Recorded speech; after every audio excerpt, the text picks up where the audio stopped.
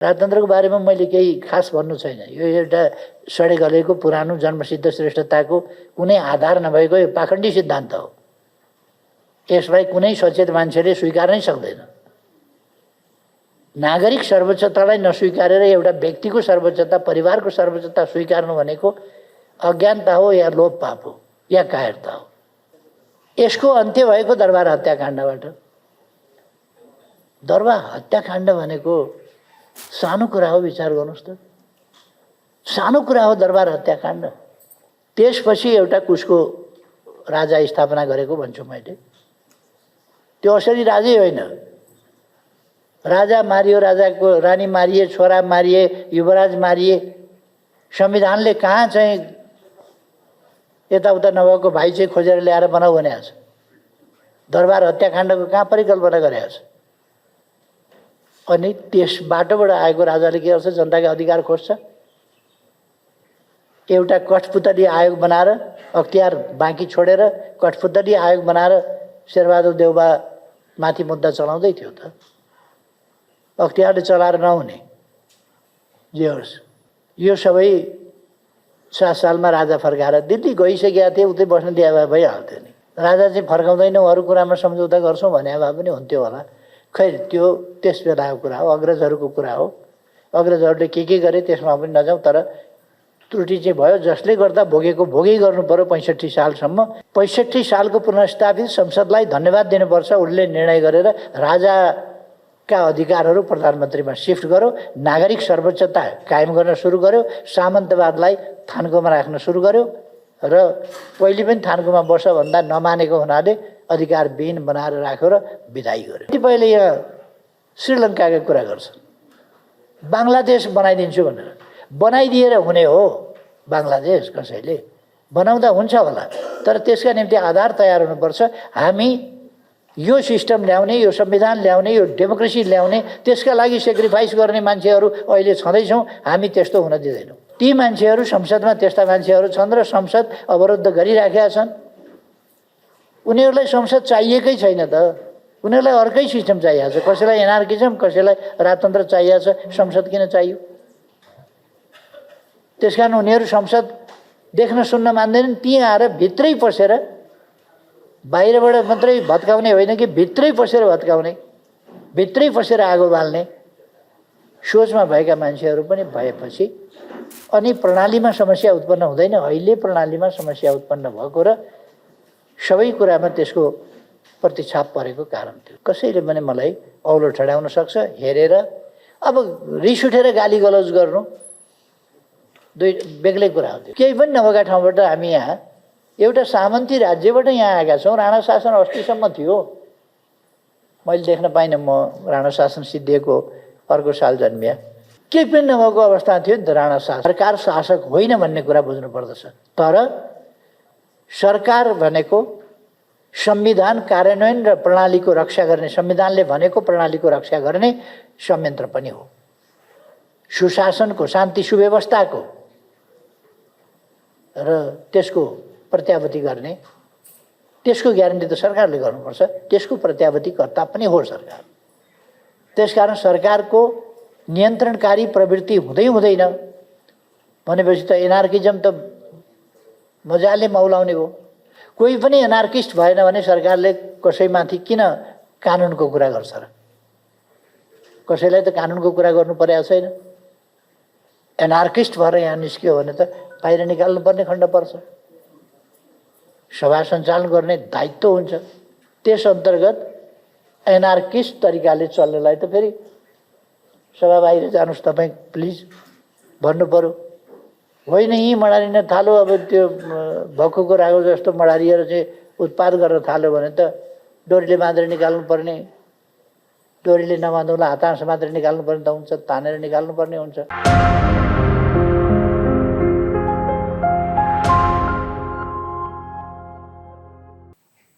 अरूले त फलानाले यसो गरेन, फलानाले यसो गरेन भन्न मिल्ला, मैले त मिलेन। मैले कसैलाई भन्न मिलेन कि यो भएन त्यो भएन।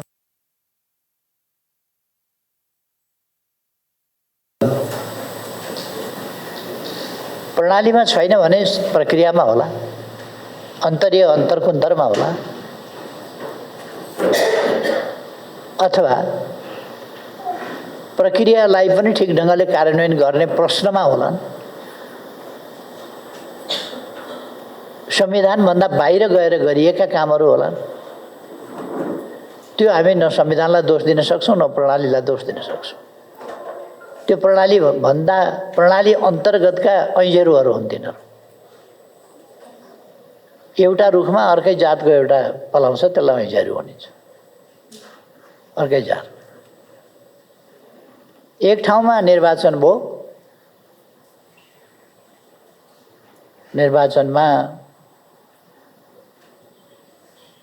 निर्वाचन अधिकृतले बुथ कब्जा भएको, जनताले भोट हाल्न नपाएको देखेनन्, आफ्नै अगाडि भएको कुरालाई केही पनि भएको छैन भनेर सिफारिस गरे।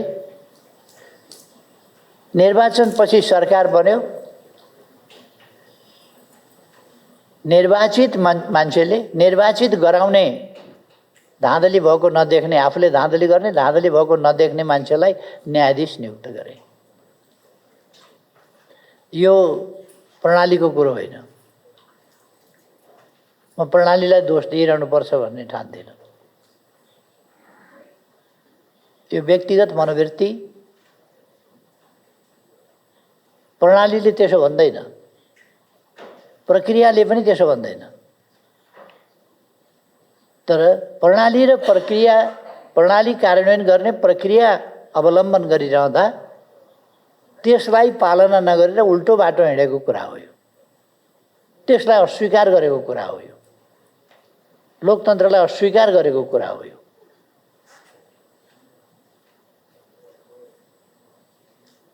निर्वाचनको बारेमा विद्वान मित्र विपिनजीले भनेको कुरालाई अलिकति एकाध ठाउँमा च्यालेन्ज गर्न मन लाग्यो मलाई।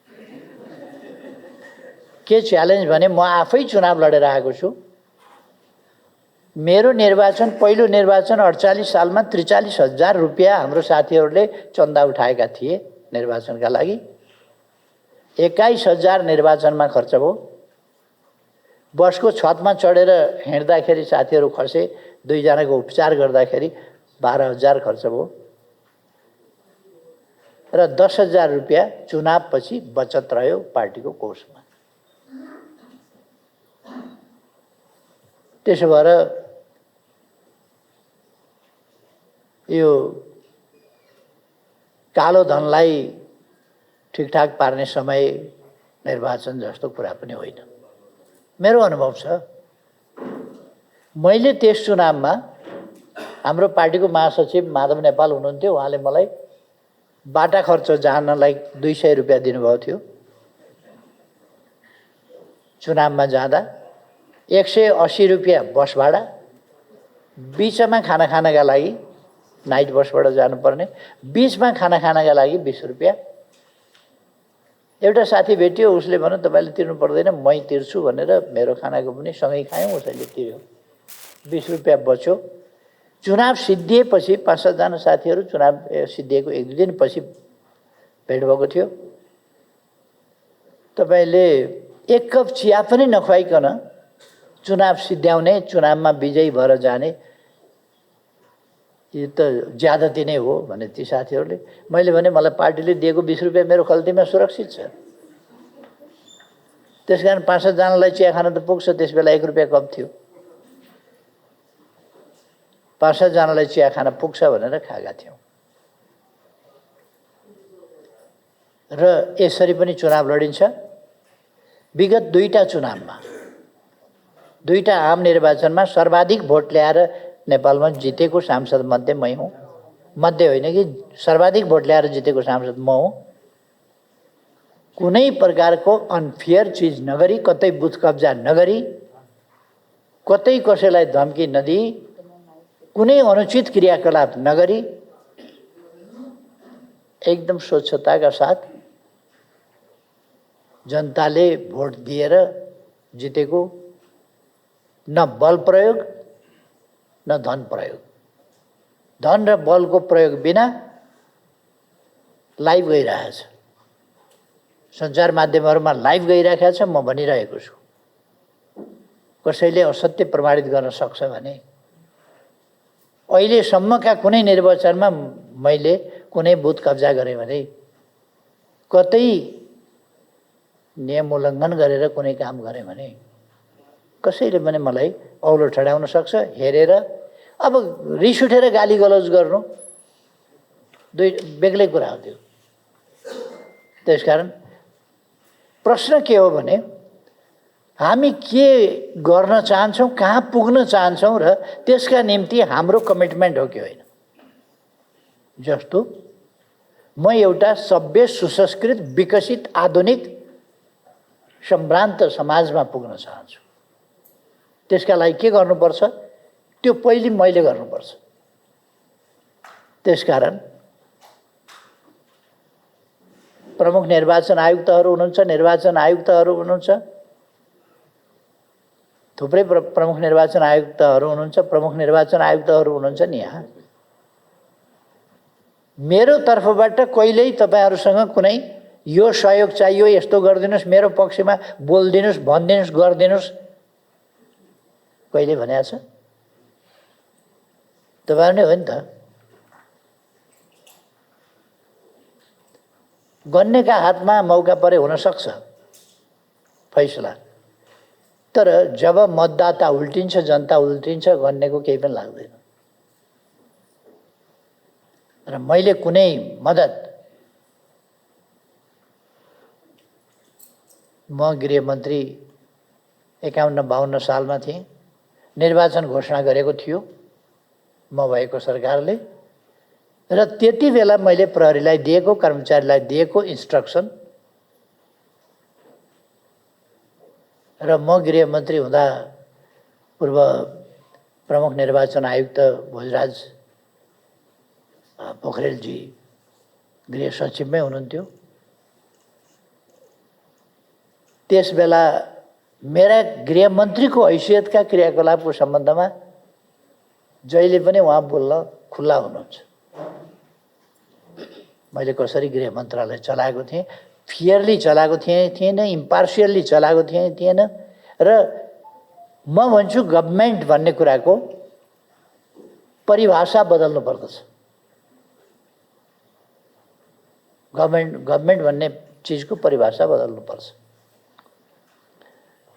गभर्नमेन्ट शासक होइन, व्यवस्थापक हो र सेवक हो। देशमा सुशासन र विकास दिने काम सरकारको हो, त्यसको बन्दोबस्त गर्ने काम सरकारको हो। र एउटा जिम्मेवार सरकार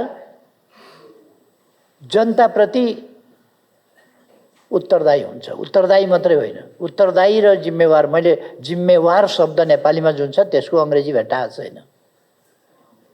रेस्पोन्सिबल पनि होइन, अकाउन्टेबल पनि होइन। Above than responsible and accountable. जिम्मेवार त्यो आफैले कर्तव्यबोधबाट, रेस्पोन्सिबल भनेको अर्कालाई रेस्पोन्स गर्ने, उत्तरदायी भनेको प्रश्नको जवाफ दिने।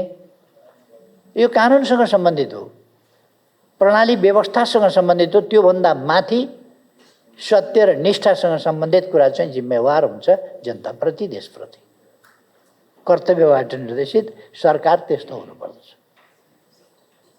जिम्मेवार भनेको अकाउन्टेबल मात्रै होइन, त्योभन्दा माथि। आमाले बच्चाको स्याहार सुसार गर्नु, बच्चालाई स्तनपान गराउनु कुन उत्तरदायित्वको कुरा हो? कसलाई उत्तर दिनुपर्छ? कसले प्रश्न गर्छ? कसले हिसाब किताब खोज्छ? त्यसको अकाउन्टेबिलिटी कसले खोज्ने? त्यो कर्तव्य हो आमा हुनाको हिसाबले। स्नेहबाट उत्पन्न हुने, कर्तव्यबाट उत्पन्न हुने।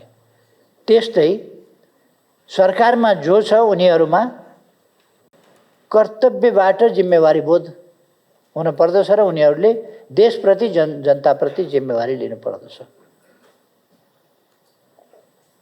रिस उठेका मान्छेहरूलाई गाली गर्न स्वतन्त्रता छ, गरून्। तथ्यका आधारमा चुनौतीका साथ म भन्छु, अहिले मैले भनेका कुराहरूमा नेपाल राष्ट्र ब्याङ्कले छापेको नोटमा लेखा हुन्छ कसैले भुक्तानी माग्न आएमा रु यति तत्काल भुक्तान दिनेछ। मैले भनेका कुराहरूमा पनि तत्काल भुक्तान दिनेछु यदि मिल्दैन भने। अब गाली गलौज गर्न त डिक्सनरी पल्टाइ पल्टाइ खोजेर गरे हुन्छ, केही फरक पर्दैन।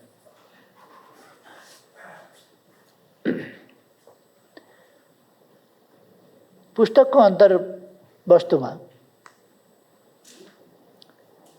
दुईजना साथीहरू राम्रैसँग गइसक्नु भएको छ, तीनजना साथीहरू जानुभयो। उहाँ अलिअलि मात्रै थोरै मात्रै बिपिनजीले सुन्नुभयो, अरू साथीहरू पुस्तकमै केन्द्रित भएर दुईजनाले बोलिसक्नु भएको छ।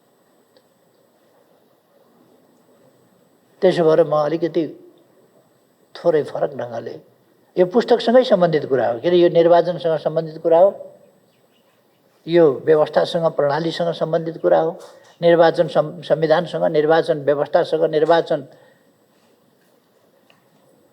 निर्वाचनले त लोकतन्त्रलाई परिभाषित गर्ने र आकार दिने काम गर्छ नि। त्यसकारण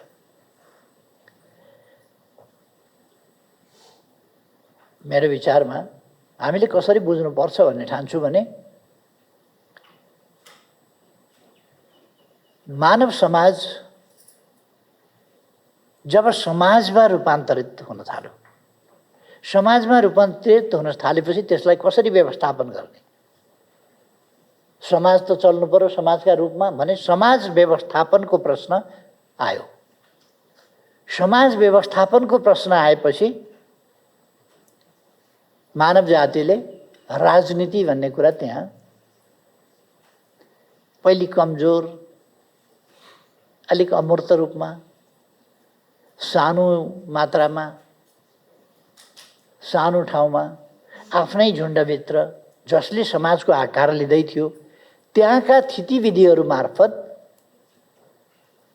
राजनीति सुरु गर्यो र बिस्तारै राजनीतिक प्रणाली विकास हुँदै गयो। कहिले हामी देख्छौँ दास मालिकहरू, दास व्यवस्था र आम रूपमा दास हुने र त्यसबाट त्यो किन गर्नु पर्यो भन्दाखेरि समाजलाई व्यवस्थित गर्न, त्यो जनसङ्ख्यालाई व्यवस्थित गर्ने उपयुक्त क्षमतामूलक लोकतान्त्रिक विधि विकसित भइसकेको थिएन। विधि विकसित गर्दा कसरी गर्ने भन्ने कुरामा त्यो प्रणाली आयो। त्यसपछि सामन्ती प्रणाली, जमिनदार हुने, जमिनदारी प्रथा,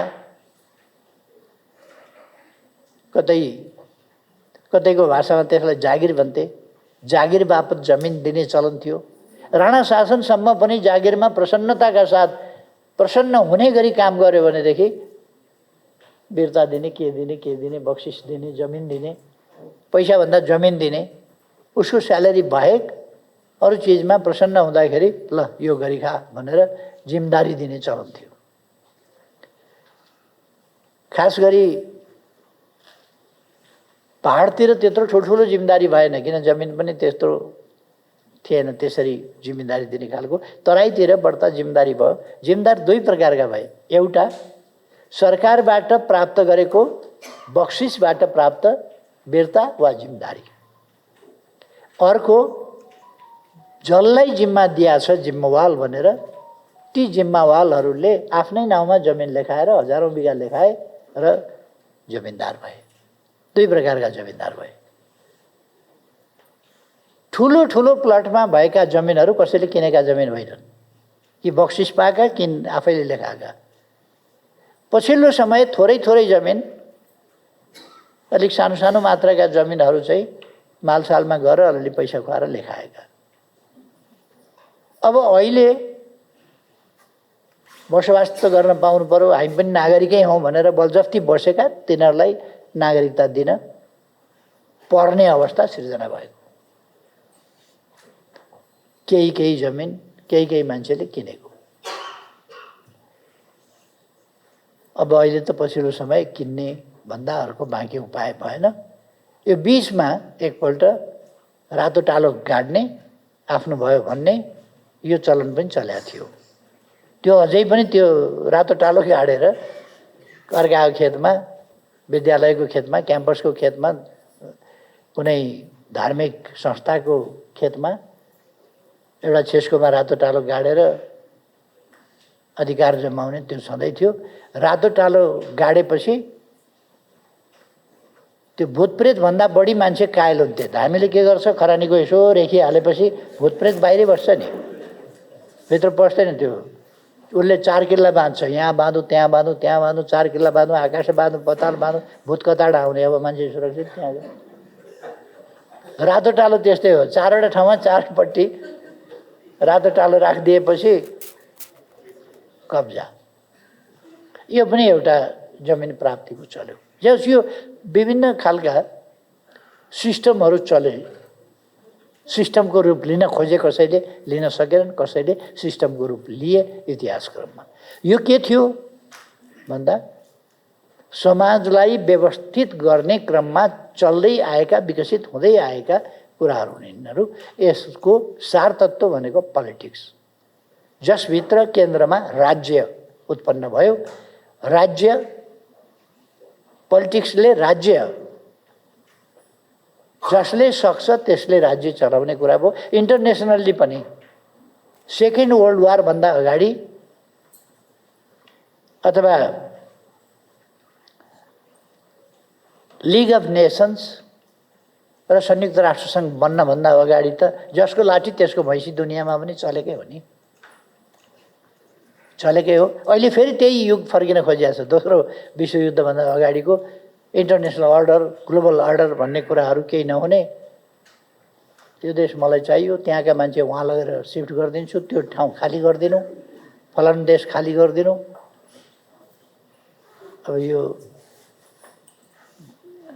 यो खालको एउटा चाहिँ नि फेरि फर्किन खोजिएको छ। सेकेन्ड वर्ल्ड वार भन्दा अगाडिको अर्डर भनेको डिसअर्डर, अर्डरहीनता। विश्वयुद्धको समाप्तिपछि त्यस प्रसङ्गमा चाहिँ लिग अफ नेसन्स जन्मियो र संयुक्त राष्ट्रसङ्घ जन्मियो। संयुक्त राष्ट्रसङ्घको बडापत्रले एउटा मुख्य रूपमा भन्ने भने विश्व कानुन बनायो। त्यसभन्दा अगाडि विभिन्न देशका कानुनहरू थिए, अनेक कुराहरू थिए, तर बलियाले कानुन सानुन संविधान सिमाना केही पनि राख्दैन थियो, कचाखुचुक पार्थ्यो जसले सक्यो त्यसले। पोलिटिक्स मानव जातिले विकास गर्दै ल्याएका महत्त्वपूर्ण चिजहरूमा समाज व्यवस्थापनका लागि पोलिटिक्स एउटा धेरै महत्त्वपूर्ण कुरा विकास गरे हो, मान्छेले आविष्कार गरे हो। कतिपयले पोलिटिक्सलाई नबुझेर हेला गर्छन्। पोलिटिक्समा केही नमिलेको भए मिलाउनुपर्छ, तर पोलिटिक्स अनिवार्य छ समाजको व्यवस्थापनका लागि। समाजको व्यवस्थापनमा पोलिटिक्स पुरानो ढाँचाको पोलिटिक्सले भएन। अब नयाँ ढाँचाको व्यवस्थापनमा जानुपर्छ भनेपछि के को आधारमा भन्दा कुल घरानाका आधारमा होइन, शक्तिको आधारमा होइन, लोकप्रियताको आधारमा, गर्न सक्ने क्षमताको आधारमा, जनताको विश्वासका आधारमा आवधिक हिसाबले निर्वाचन गरेर त्यसबाट आउने खालको परिपाटी स्थापना गर्नुपर्छ। र यसका लागि यसको सुरुवात करिब मेघना घाटतिरबाट भयो, 1215 गतिबाट भयो मेघना घाटबाट यसको सुरुवात। र यो परिमार्जित हुँदै हुँदै आएको छ र असन्तुष्टि हामीसँग छन् थुप्रै कुराहरू। केही पनि नभएका ठाउँबाट हामी यहाँ एउटा सामन्ती राज्यबाट यहाँ आएका छौँ। राणा शासन अस्तिसम्म थियो। मैले देख्न पाइनँ, म राणा शासन सिद्धिएको अर्को साल जन्मिया। दाइहरूले त बोल्नु भएको छ, केही पनि नभएको अवस्था थियो नि त राणा शासन। कसैले श्रीमती कुट्दै छ भने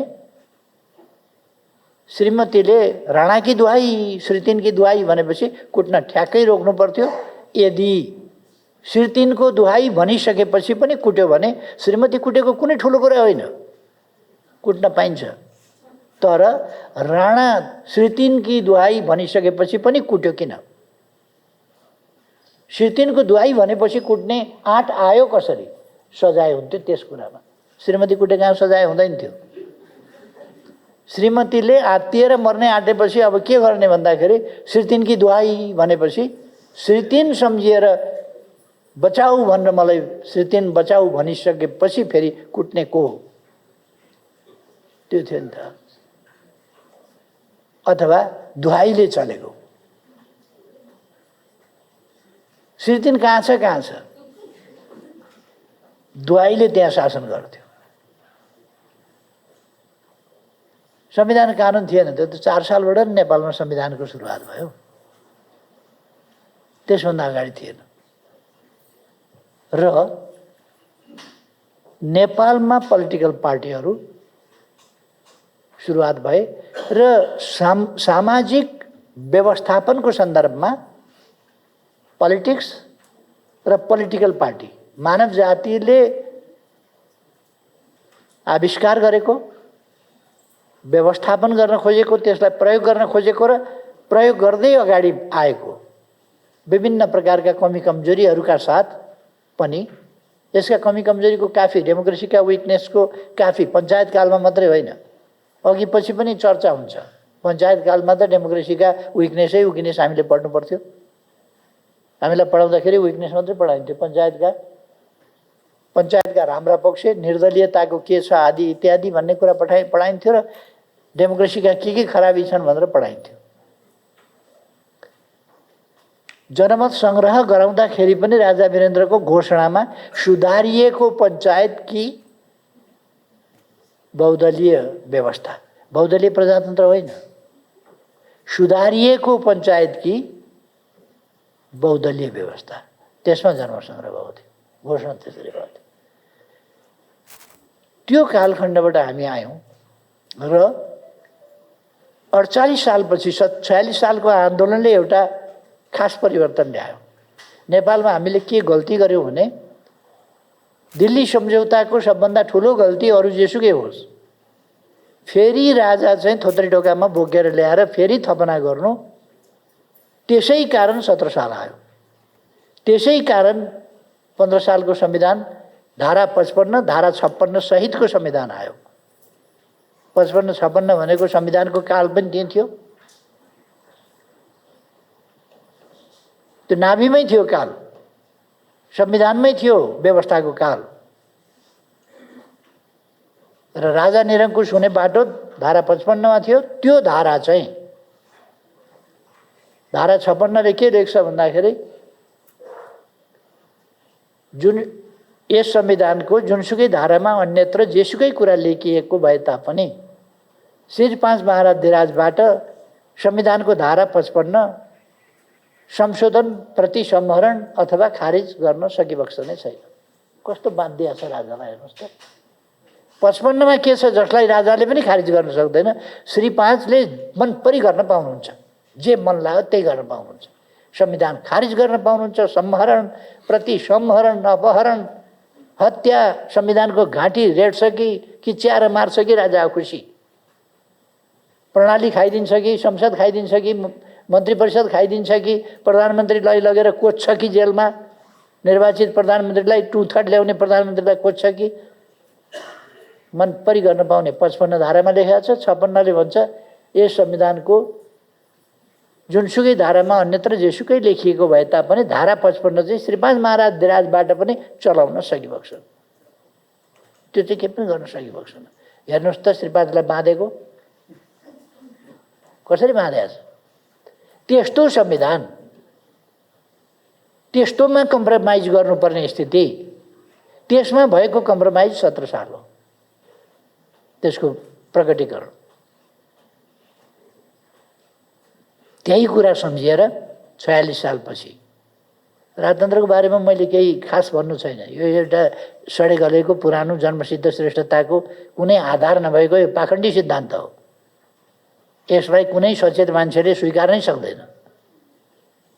नागरिक सर्वोच्चतालाई नस्वीकारेर एउटा व्यक्तिको सर्वोच्चता, परिवारको सर्वोच्चता स्वीकार्नु भनेको अज्ञानता हो या लोभ पाप हो या कायरता हो।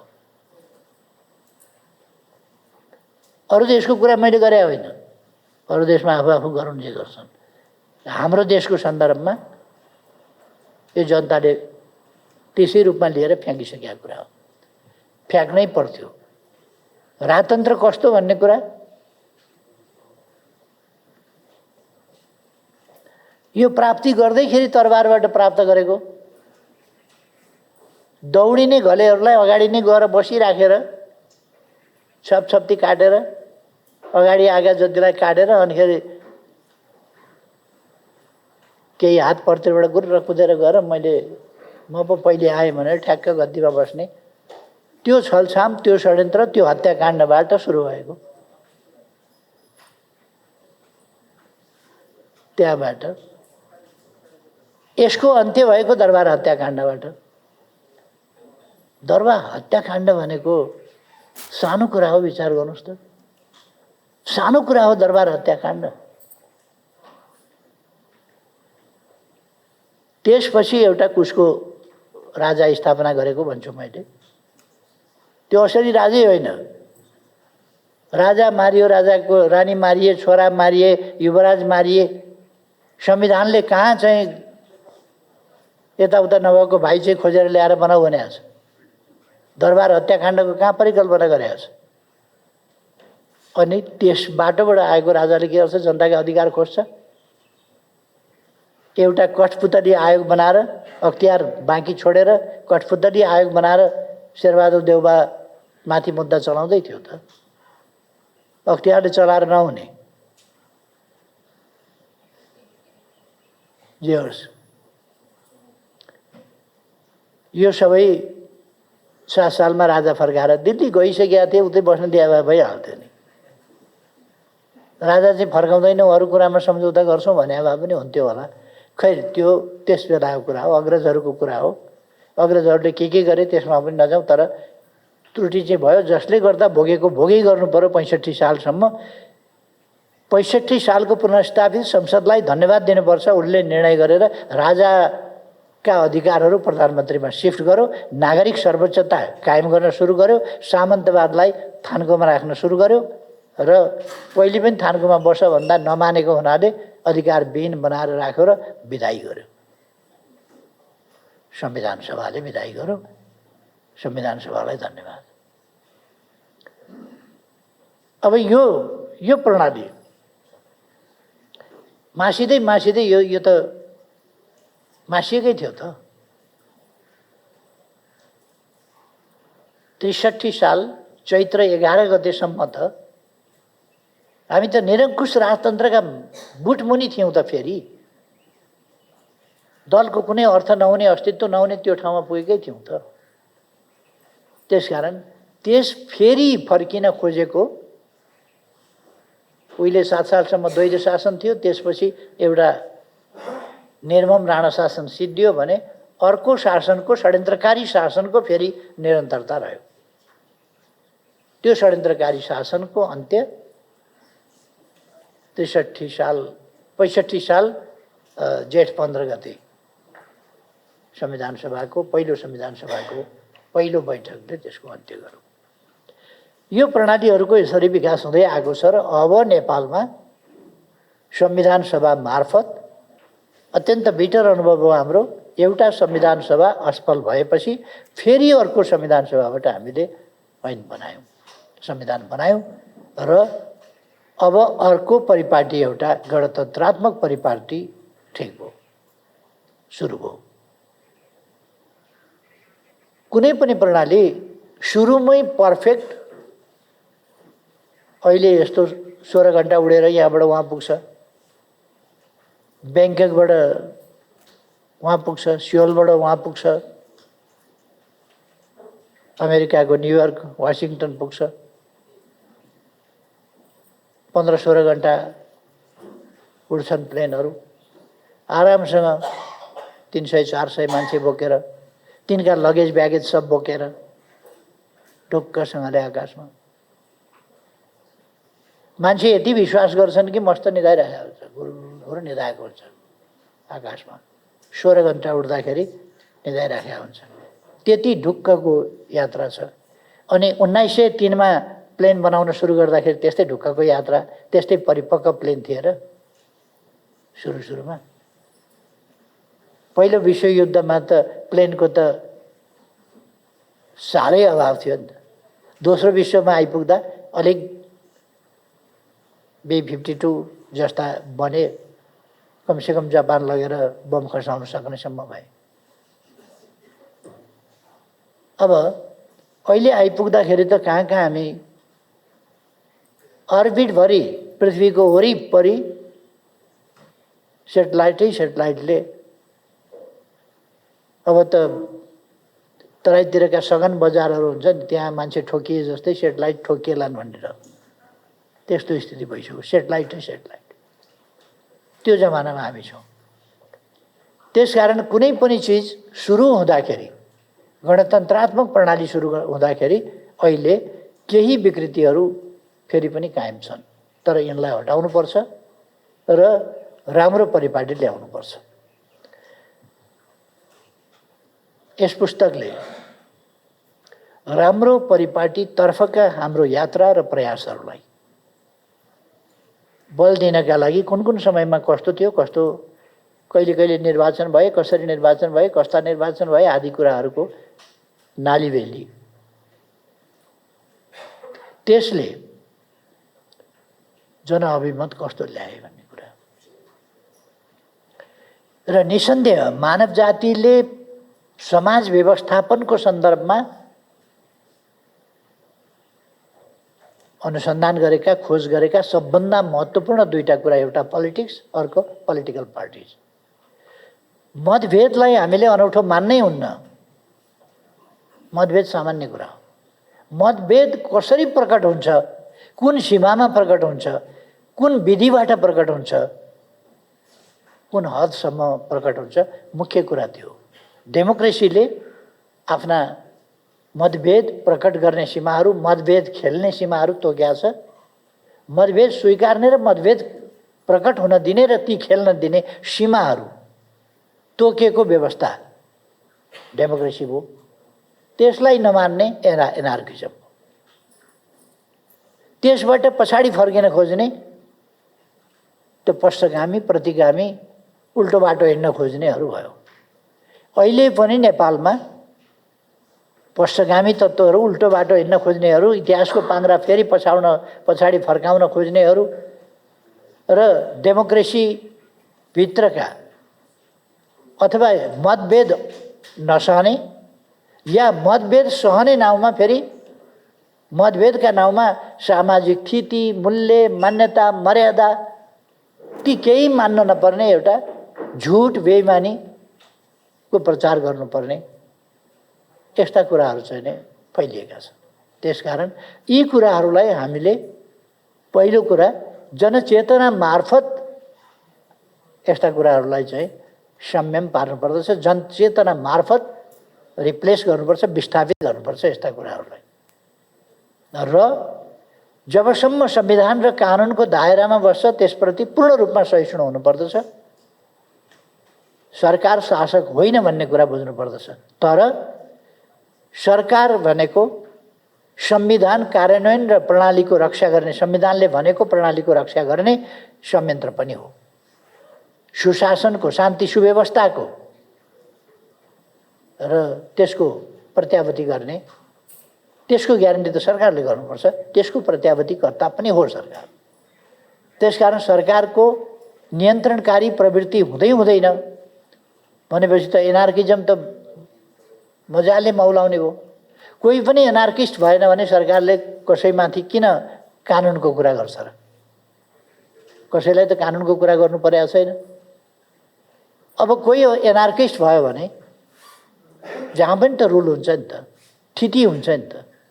हामी यहाँ बसेका छौँ, कुरा गरेका छौँ, यहाँ पनि थिति छ, रुल छ। त्यसबाट कोही एकदम एनार्किस्ट भएर यहाँ निस्क्यो भने त बाहिर निकाल्नुपर्ने खण्ड पर्छ। सभा सञ्चालन गर्ने दायित्व हुन्छ। त्यस अन्तर्गत एनार्किस्ट तरिकाले चल्नेलाई त फेरि सभा बाहिर जानुहोस् तपाईँ प्लिज भन्नु पर्यो। होइन यहीँ मडारिन थाल्यो, अब त्यो भक्कुको रागो जस्तो मडारिएर चाहिँ उत्पाद गर्न थाल्यो भने त डोरीले बाँधेर निकाल्नु पर्ने, डोरीले नबाँधौँला हात मात्र निकाल्नु पर्ने त हुन्छ, तानेर निकाल्नु पर्ने हुन्छ। खण्ड त्यस्तो त पर्छ। त्यसकारण यो प्रकृति नै सबै लयमा चल्या छ। अहिलेको चिन्ता के छ भने, प्रकृतिमाथिको अहिलेको चिन्ता के छ भने, सूर्यको परिक्रमा गर्दा पृथ्वीले जुन अक्षमा घुम्थ्यो त्यो लामो बाटो छोडेर अलिक सर्टकट हिँड्न खोज्यो भन्ने छ। त्यसो भयो भने वर्ष छोटा हुने खतरा हुन्छ, घडीले काम नगर्ने खतरा हुन्छ। साइन्टिस्टहरू अहिले त्यस चिन्तामा छन् र त्यसले टेम्परेचर बढाइदिने अनेक कुराहरू, दुर्घटनाहरू आउँछन् पृथ्वीमा भन्ने यो आशंका साइन्टिस्टहरू गरिराखेका छन्।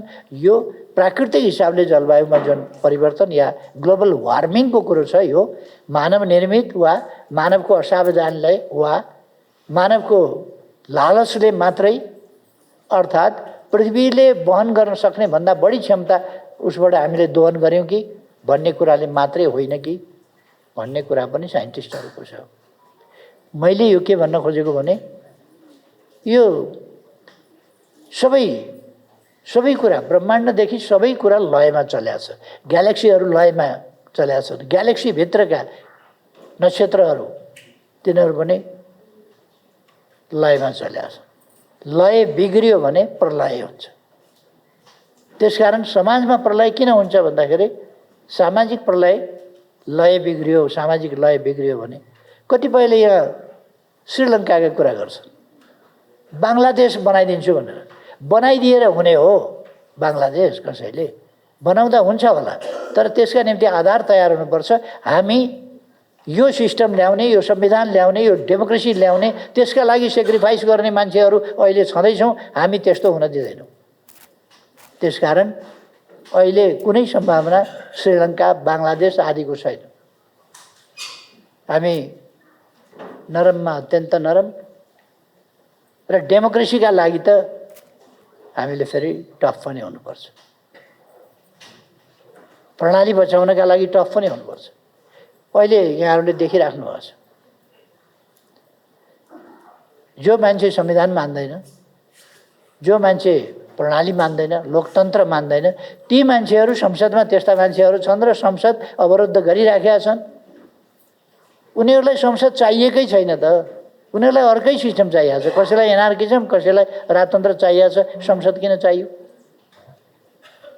त्यसकारण उनीहरू संसद देख्न सुन्न मान्दैनन्। ती आएर भित्रै पसेर, बाहिरबाट मात्रै भत्काउने होइन कि भित्रै पसेर भत्काउने, भित्रै पसेर आगो बाल्ने सोचमा भएका मान्छेहरू पनि भएपछि अनि प्रणालीमा समस्या उत्पन्न हुँदैन। अहिले प्रणालीमा समस्या उत्पन्न भएको र सबै कुरामा त्यसको प्रतिछाप परेको कारण थियो।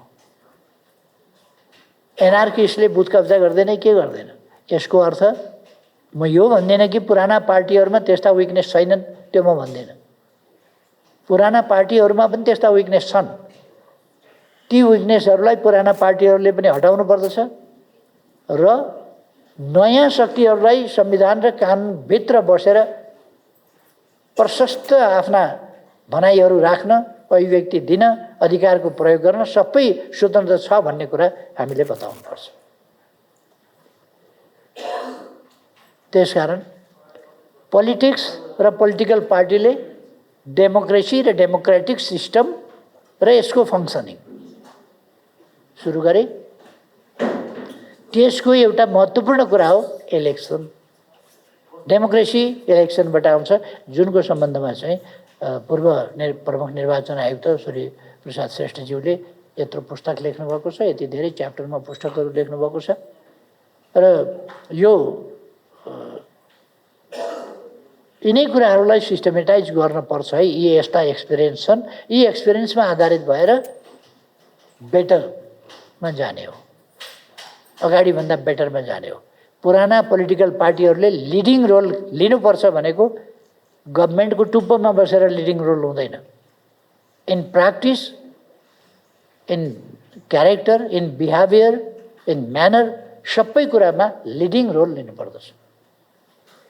त्यसकारण यसको किताबले इन्डिकेट गरेको कुरा मैले त्यो पाएको छु कि democracy is the best system, तर त्यसलाई गलत ढङ्गले सञ्चालन गरियो भने गलत ढङ्गले सञ्चालन गरियो भने त्यो बेस्ट सिस्टम रहन सक्दैन, भत्ताभङ्ग हुन्छ।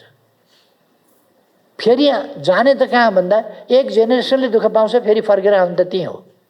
त्यही डेमोक्रेसीमै आउनुपर्छ, अर्को कुनै विकल्प छैन।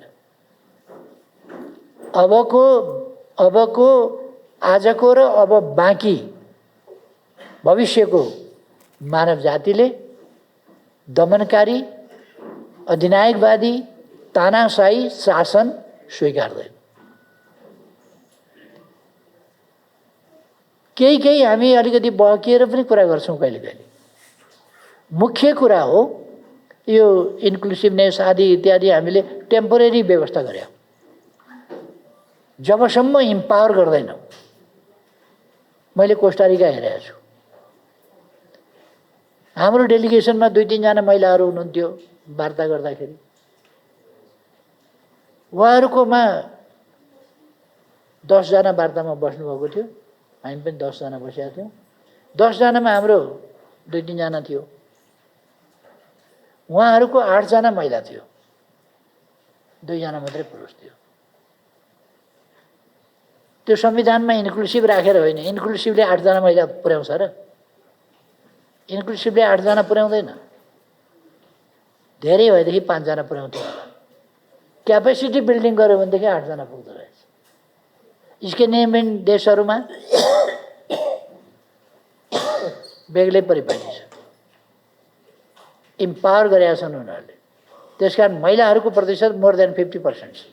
र खास गरी डक्टर्स, पोलिटिसियन्स, डक्टर्स, अरू प्रोफेसर्स, टिचर्स, नर्सेस, यी सबै कुरा चाहिँ महिलाहरूले। र हेभी कामहरू महिलाहरूले पनि अलिक उमेरमा हेभी काम गरे देखिन्छ। ट्रक ड्राइभर, बस ड्राइभर पनि महिलाहरू छन् त्यहाँ। तर मुख्य रूपमा बस ड्राइभर, ट्रक ड्राइभर यस्ता कामहरू, हेभी इक्विपमेन्ट चलाउने कामहरू पुरुषले गर्छन्। महिलाहरूले डक्टरहरूको प्रतिशत क्युबामा भन्ने हो भने ठुलो प्रतिशत महिलाहरू चाहिँ डक्टर छन्, प्रोफेसर छन्। डक्टर र प्रोफेसर पेसा भनेको महिलाहरूको पेसा जस्तो हुन्छ त्यहाँ।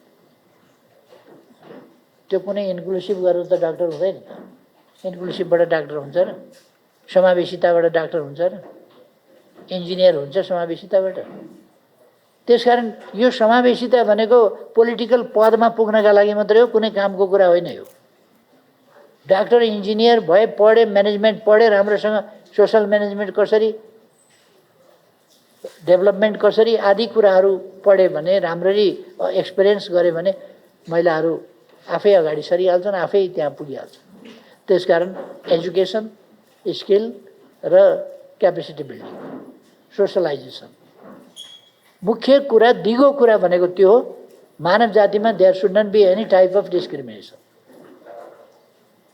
त्यसै कारण हामीले समृद्ध नेपाल, सुखी नेपाली भनेर 15औं पञ्चवर्षीय योजनामा राख्यौँ गन्तव्यमा, 16औं पञ्चवर्षीय योजनामा राख्यौँ गन्तव्यमा, र अहिले पनि त्यस बाटोमा गइरहेका छौँ। कमसेकम मैले भन्ने गरेको छु, पर क्यापिटा इन्कम र प्रति व्यक्ति आयको सरदरमा जोडेर गरिबलाई नकली ढङ्गले धनी बनाइदिने काम गरेर केही फाइदा छैन, उसको चुलोमा आगो बल्दैन। त्यसकारण कोही पनि पछाडि छोडिनु हुँदैन भन्ने संयुक्त राष्ट्रसङ्घको भनाइ। अर्थात् खाने, लाउने, बस्ने, शिक्षा प्राप्त गर्ने र स्वास्थ्य सुविधा प्राप्त गर्ने यी आधारभूत अधिकारहरू हरेक व्यक्तिले प्राप्त गर्नुपर्छ। मैले भन्ने गरेको छु, जैविक र मानवीय न्यायोचित आवश्यकताहरूको सहज परिपूर्ति हुनुपर्छ। कमसेकम गरिबी निवारण भनेको त्यो हो। हरेक व्यक्तिको यहाँ पर क्यापिटा इन्कमको सरदर अनि यसले हुँदैन। त्यो धनी मान्छेले, अरबपतिले त कति गरिबलाई चाहिँ दामासाईमा धन बाँड्दाखेरि पैसा बाँड्नु परेन, हिसाब बाँड्दाखेरि चाहिँ धेरै मान्छेको जीवनस्तर माथि उठ्या देखिन्छ। नकली कुरा हो। त्यसकारण हामीले नकली काम गर्न खोजेको होइन। जिडिपी र पर क्यापिटा इन्कमबाट हाम्रा समाजमा चाहिँ यस्तो छ भन्न खोजे होइन। हाम्रो समाजको हरेक मान्छे सुविधा प्राप्त गरोस्, यी 5 आधारभूत आवश्यकताको पहिली परिपूर्ति गर्न। अरू पक्षहरू, अब सुखका पक्षहरू, सुखी नेपाली भनेका छौँ हामीले, त्यसमा जैविक प्रवृत्तिको पहिलो कुरा मान्छे सुरक्षित हुन खोज्छ। सुरक्षित भइसकेपछि अरू विभिन्न प्रकारका सुरक्षाका, अधिकारको सुरक्षा, अवसरको सुरक्षा, समानताको सुरक्षा, सामाजिक न्याय र समानताका सुरक्षा अथवा सम्मानित जीवन बाँच्न पाउने अधिकारको सुरक्षा, यी कुराहरू खोज्छ। त्यसलाई सेपरेट गरेर हेर्ने हो भने सुरक्षा, समृद्धि, सुरक्षा, त्यसपछि अधिकारको कुरा, अवसरको कुरा, तिनीहरूलाई थ्योरिटिकल्ली होइन, प्र्याक्टिकल्ली एक्सेसभित्र पुर्याउनु पर्यो। हरेक नागरिकको, हरेक व्यक्तिको त्यहाँ पुर्याउनु पर्यो र यी सबै काम र डिसेन्ट उसको लाइफ, सम्मानित जीवन बाँच्न पाउनु पर्यो। यो कुरा डेमोक्रेसीले दिने हो त्यही कम्प्रेहेन्सिभ डेमोक्रेसी, परिपूर्ण डेमोक्रेसी। हामीलाई खालि पार्टी खोल्न, चुनाव लड्न, भोट हाल्न र बोल्न भए पुग्यो होइन। अनि विभिन्न ढङ्गले टन्न खायो अनि चाहिने नचाहिने बोल्यो मात्रै होइन। समाजको उत्थान हाम्रो उद्देश्य हो। समुत्थान हुनु पर्यो समाजको, त्यो हाम्रो उद्देश्य हो। त्यसलाई स्वच्छ निर्वाचनबाट स्वच्छ सरकार बनाउने काम गर्नुपर्छ। र यो निर्वाचनको सन्दर्भमा केही यो नो भोट नहाले भइगयो नि, नो भोट यसै भएन। नो भोट भन्न निर्वाचनको बुथमा जानुपर्छ, नो भोट भन्न घरै बसेर नो भोट भइगयो नि। अनि नो भोट भन्न त्यहाँसम्म जाने, भोट दिन्न, कसैलाई पनि भोट दिन्न भन्न जानुपर्ने, यो चाहिँ समाज भड्काउने कुरा मात्रै हो। यस्तो गरिरहनु पर्दैन। न संविधानमा लेख्नुपर्छ, न निर्वाचनले लेख्नुपर्छ, न कानुनमा लेख्नुपर्छ, घरै बसे नो भोट। अनि त्यसलाई चाहिँ छुट्टै नो भोट भनेर अर्कै गर्नुपर्ने कुनै म चाहिँ आवश्यकता देख्दिनँ। कागजको खर्च, नो भोट भन्न उहाँ जानु पर्यो, नत्र नो भोट मानिने भएन। घरै बस्दा त नो भोट भयो नि, नदिएपछि त्यो मानिने भएन क्या, उहीँ पुग्नु पर्यो। अब बुढाबुढीलाई भोट दिन मन लागेन, मलाई सरकारले राम्ररी हेरेन भन्नलाई ऊ घरै बस्छ, भोट दिन्न म जेसुकै होस् भनेर घरै बस्छ, सदर हुन्थ्यो नि भोट दिएन यतिले भन्ने। तर त्यो ठाउँमा अब उहीँ पुग्नुपर्ने नो भोट, कतिले नो भोट गरे त भन्दाखेरि उहीँ पुग्नु पर्यो नो भोट देखाउनु। त्यसकारण मतदाता जति बढी पुर्याउन सक्छ त्यो पोलिटिकल पार्टीहरूको काम हो, क्यान्डिडेटको काम हो। मतदातालाई त्यहाँ पुर्याउँ, मतदान केन्द्रमा पुर्याउँ। र निर्वाचन आयोगले अशक्त मतदातालाई पुर्याउने पनि बाटो दिएको छ। अब दुर्गम पहाडी क्षेत्रहरूका लागि कठिनाइ छ, किन बुथ धेरै टाढा हुन्छ, मतदान केन्द्र धेरै टाढा हुन्छ, त्यहाँसम्म पुर्याउन बुढाबुढीलाई नहिँड्न सक्छ, नबोकेर पुर्याउन सकिन्छ। त्यस्तो खालको स्थिति हुन्छ। त्यस्तोमा अलिकति कसरी मतदानको अधिकार सुरक्षित गर्ने भन्ने कुरा हामीले चाहिँ ध्यान दिनुपर्छ। मोहनाजीले भने जस्तो हार्नका लागि मैला उठाउँछ भने होइन। तपाईँलाई मानवाधिकार आयुक्त बनाएको हार्नका लागि होइन, त्यहाँ बसेर काम गर्नका लागि हो नि। महिलालाई चाहिँ काम नगर्नलाई पठाइन्छ र के भनेको थियो तपाईँलाई पठाउँदा? अनि अरूलाई चाहिँ पुरुषहरूलाई काम गर्न पठाएको, मलाई त त्यहाँ चाहिँ नि केही पनि नगर्न पठाएको भन्ने, त्यस्तो त महिलाहरू जितेका छन्, हामीले उम्मेदवार बनाएका छौँ, जितेका छन्, जिताएका छौँ, आएका छन्, मन्त्री भएका छन्। तर कुरो के छ भने हाम्रो धेरै छोटो इतिहास छ, महिला सशक्तिकरणको छोटो इतिहास छ। अहिले सबै छोरीहरूले भन्न सक्नुहुन्छ, सबै छोरीहरू भनेका अहिलेका आमाहरू, अहिलेका आमा, अहिलेका हजुरआमाहरूले भन्न सक्नुहुन्छ, तपाईँका खुदै आमा तपाईँले जति एजुकेसन प्राप्त गर्ने मौका पाउनुभएको थिएन। त्यो त यता छोराखालहरूको पनि त्यही हो। न त्यो अवसर त्यो पाउने अवस्थै थिएन नि, व्यवस्थै थिएन नि, त्यसकारण पाइँदैन थियो। तर पहिले के भयो भने छोराहरू हर्रै स्कुल गए, छोराहरू हर्रै अगाडि बढे। समाजमा चाहिँ छोरी पढाउनु हुँदैन, छोरीलाई घरैमा राख्नुपर्छ, यस्तो उस्तो अनेक खालका मान्यताहरू, गलत मान्यताहरू थिए, त्यसले रोक्यो। बल्ल त्यसलाई तोडेर हामी अब इनरोलमेन्ट विद्यार्थीहरूमा महिलाहरूको बढी छ। म अस्ति जनकपुर राजर्षि विश्वविद्यालयमा गएँ, 10 जनाले अवार्ड पाए। 10 जनाले अवार्ड पाउँदा 8 जना महिलाले पाए, 2 जना पुरुषले पाए। 4 पल्टसम्म घुमाई एउटै महिलाले पायो, 3 पल्टसम्म एउटै महिलाले पायो। पुरुषहरू हेरे छात्रहरू हेरेको हेरे छात्राहरूले 4वटा लकेट झुन्याएको छ। अनि मैले भने दुवै हातले आफै सोर्ने लकेट जति तिमीहरू हुने। पहिले अरूले सोरे, अब हाम्रो पालो ढुक्कले। र हामी मेहनत गरेर पढेर अरूभन्दा अलिकति राम्रो नतिजा ल्याएर पुरस्कृत भएका छौँ। त्यसकारण अब पुरानो समयको गीत मात्रै होइन, हामीले अहिलेको यथार्थ र भविष्यतर्फ उन्मुख भएर हेर्न सिक्नुपर्दछ, उन्मुख भएर पढ्न सक्नुपर्दछ। हिजो त थियो नि त, छुवाछुत जस्तो प्रथा थियो हामी कहाँ। 15% मान्छे त पढ्न पाउँदैन थियो नि त। मनुस्मृतिका नाममा विदेशीहरूले मनुस्मृतिमा 400 श्लोक घटाइदिएर अछुत भनेकोले वेद सुन्यो भने त्यसको कानमा जेर तताएर रोपिदिनु भन्ने सम्मका कुरा मनुस्मृतिका नाममा हालिदिएका थिए। मनुले लेखेको होइन, त्यो पश्चिमाहरूले लेखेको। त्यसका अहिले प्रमाणहरू प्राप्त भइसके।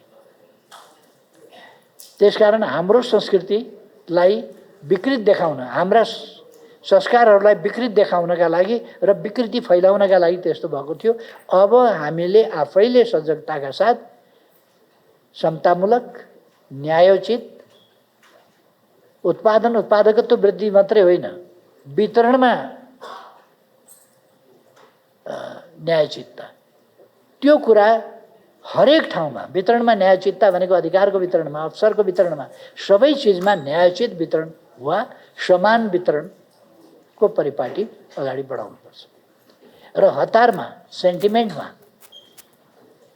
सेन्टिमेन्टमा अनेक खालका निर्णयहरू अरूले के गर्यो, के एक्सपेरिमेन्ट गर्यो, त्यही चाहिँ हामी गर्दै जानु र हामी गिनीपिग हुनु, हाम्रो समाजलाई गिनीपिग बनाउनु र अरूले भनेका एक्सपेरिमेन्टहरू गर्दै जानु वाञ्छनीय हुँदैन। त्यसकारण यस पुस्तकले इन्डिकेट गरेको कुराहरू मैले देखेको कि अब यी कुराहरूबाट सिकेर, विगतबाट सिकेर हामीले आगामी दिनमा बेटर डेमोक्रेसी,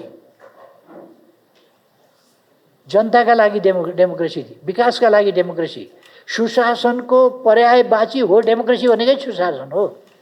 डेमोक्रेसीमा सुशासन छैन भन्ने कुरा लाजमर्दो कुरा हो, डेमोक्रेसी विपरीतको कुरा हो। तर यथार्थ के हो भने, म प्रधानमन्त्री छु तर पनि भन्छु, सुशासन जस्तो हुनुपर्थ्यो त्यस्तो कायम गर्न सकिया छैन। किनभने बिग्रिएको आदत छ, बिग्रिएको मति छ।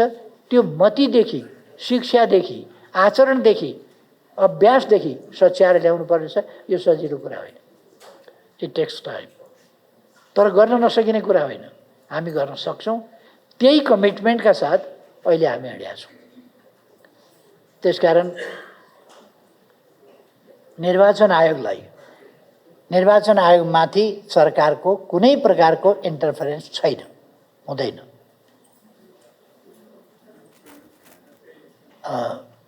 अरू कुनै पनि संस्थालाई आफ्नो दायरामा, आफ्नो ठाउँमा रहेर जिम्मेवारीका साथ काम गर्ने कुरामा कहीँ कतै केही हस्तक्षेप हुँदैन। तर अहिले कस्तो छ भने, सरकार कार्यकारी अधिकार कहाँ छन् भन्ने कुरै बुझ्न गाह्रो पर्ने खालको स्थिति छ। कहाँ छ? एउटा विकास गर्न खोज्यो एक ठाउँबाट रोकिन्छ, अर्को राम्रो गर्न खोज्यो अर्को ठाउँबाट रोकिन्छ।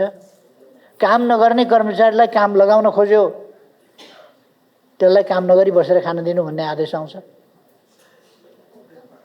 भाषा अर्कै होला, अर्थ त्यही हुन्छ।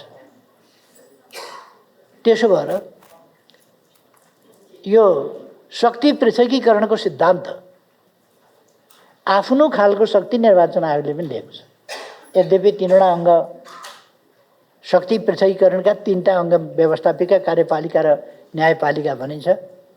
व्यवस्थापिका भित्रका, यो त व्यवस्थापन कार्य हो नि निर्वाचन, व्यवस्थापिका भित्रका तर स्वायत्त खालका संस्थाहरू छन् नि निर्वाचन आयोग जस्ता, र निर्वाचन आयोग स्वतन्त्र छ। कानुनमा के कस्ता सुधार गर्नुपर्छ निर्वाचन आयोगले केही सुझाव दिएको छ, केही अलिकति बकिएका सुझाव होलान्, केही धेरै राम्रा सुझाव होलान्, ती सबैलाई चाहिँ नि यथोचित बनाउनुपर्छ र अगाडि बढाउनुपर्छ। हाम्रो उद्देश्य यहाँ इगोको प्रश्न छैन, इगोको कुरा हुँदैन, देशको कुरा हुन्छ। कसैको इगो होइन, देशको जित्नु इगोले होइन, देशले पर्छ। जित्नु कसैको अहमले होइन, देशले पर्छ, जनताले पर्छ, डेमोक्रेसीले पर्छ। डेमोक्रेसीले जित्नका लागि हाम्रा यस्ता कुराहरूलाई चाहिँ हामीले बढी सशक्त बनाएर लिएर जानुपर्छ। यति कुरा भनेर फेरि अन्त्यमा म यस्तो गहन पुस्तक, यति लामो हिस्ट्री ल्याएर हाम्रो अगाडि राखिदिनु भएको छ। खोज्न कहाँ कहाँ जानु पर्थ्यो, कताको गुगल खोज्ने, कताको विकिपिडिया खोज्ने, कताको चाहिँ युट्युबबाट खोज्ने, के कहाँबाट खोज्ने, अनेक समस्या हुन्थ्यो। लाइब्रेरी धाउनु पर्थ्यो पुस्तकको रूपमा ठ्याक्क यसरी। यति छोटोमा हेर्नुहोस् त, यहीँ बसिकन सर पाउने। अगाडि कहाँबाट खोज्ने भन्ने पनि राखिदिनु भएको छ। यसरी सजिलो बनाइदिनु भएको छ। म धेरै धेरै आभार व्यक्त गर्न चाहन्छु हामी सबैको तर्फबाट। नेपाली समाजलाई ऋण लगाउनु भएको छ, त्यसकारण ऋणी भएको मैले महसुस गरेको छु। र म त्यसै गरी अहिले सूर्यप्रसाद श्रेष्ठ पा भइसक्नु भएको छैन, दाई हुनुहुन्छ। सूर्यप्रसाद श्रेष्ठ दाई, स्वास्थ्य राम्रो रहोस्। यस्ता धेरैवटा पुस्तक लेख्दै जान सक्नुहोस्, नेपाली समाजलाई हामीलाई गुण लाउँदै जान सक्नुहोस्। हामी गुण तिर्न सकौँला नसकौँला तपाईँले तिर भनेको पनि छैन, तिर्न सकौँला नसकौँला प्रयास गर्नेछौँ। गुण तिर्ने भनेको सिस्टमलाई राम्रो बनाउने प्रयास मार्फत हामी तपाईँलाई गुण तिर्नेछौँ। यति चाहिँ म वोट दिन चाहन्छु र सबै साथीहरूलाई धेरै धेरै धन्यवाद भन्न चाहन्छु। र अहिले आफ्नो भनाइ यतिमै, र सबै वक्ताज्यूहरूलाई धेरै धेरै धन्यवाद छ। सबै साथीहरू यसरी जम्मा हुनुभयो, सहभागी हुनुभयो संवादमा, यसका लागि पनि धेरै धेरै धन्यवाद। यस कार्यक्रमको आयोजनाका लागि आयोजकलाई धेरै धेरै धन्यवाद। उद्घोषक महोदय एमसीले मार्भलस एमसीसिप गर्नुभएको छ, धेरै धेरै धन्यवाद छ। र अब सबैमा सुस्वास्थ्य, सुख समृद्धि र सफलताको कामना गर्दै आफ्नो भनाइ यही अन्त्य गर्छु। धन्यवाद।